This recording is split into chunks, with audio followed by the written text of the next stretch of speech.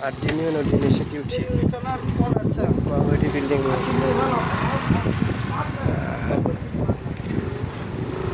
बेसेबांबा गिदिर गिदिर बिल्डिं आरो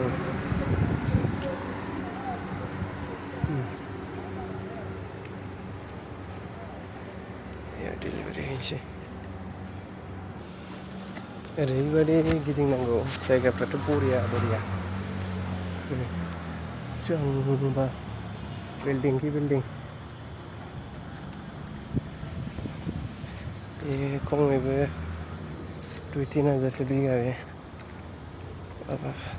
सान्दुं गोसाथार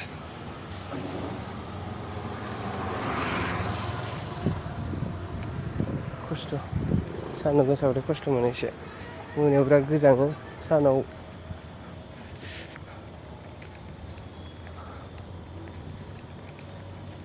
गरम